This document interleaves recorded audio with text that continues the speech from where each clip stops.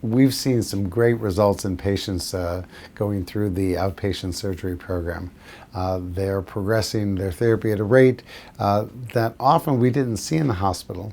Many of the patients are very motivated who go through this operation and the ambulatory surgery program. So we see them walking more quickly. We see them doing their daily activities of life faster.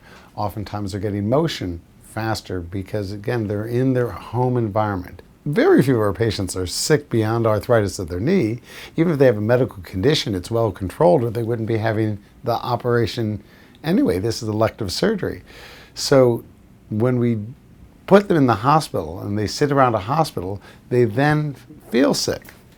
And I think the idea of having them home in an environment that's a natural environment lets them return to their activities and return to their lives at a faster pace.